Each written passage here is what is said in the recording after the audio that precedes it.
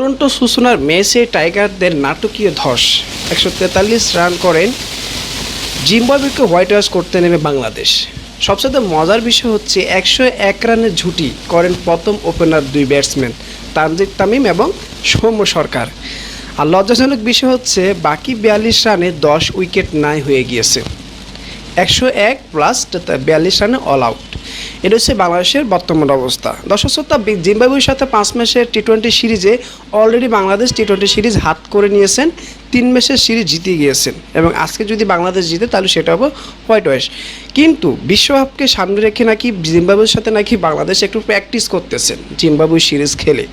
কিন্তু লজ্জার বিষয় হচ্ছে আমাদের বাংলাদেশের যে ক্রিকেট টিম তারা আবার বিশ্বকাপে যাবে এবং তাদের যে পারফরমেন্স দেখে সেটা আমরা রীতিমতো হতাশ। এবং আমাদের যে সাকিব আল হাসান এমপি মানুষ, তিনি করেছেন মাত্র 1 রান করে তিনি আউট হয়ে গেছেন।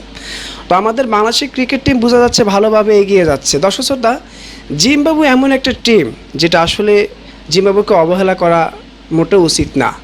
একসময় বাংলাদেশের সাথে যখন বিভিন্ন ভালো ভালো দলগুলো খেলতে আসতে চাইতো না, যে দুর্বল দল হিসাবে ছোটো চোখে দেখতো, সে জিম্বাবুয়ে কিন্তু বাংলাদেশে এসে সিরিজ খেলতেন বাংলাদেশ টিমের সাথে।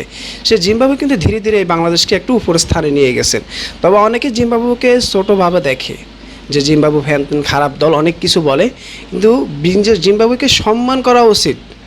এবং জিম্বাবুয়ের সাথে তারা বিশ্বকাপের প্রস্তুতি নিচ্ছে, টি-20 বিশ্বকাপের প্রস্তুতি নিচ্ছে, সেখানে ওপেনাররা 101 রান করলেও বাকি 42 রানে পুরো 10 উইকেট পড়ে যায়। এটা হচ্ছে বাংলাদেশের বর্তমান খেলা এবং এই খেলার অবস্থা নিয়ে তারা বিশ্বকাপ খেলতে যাবে।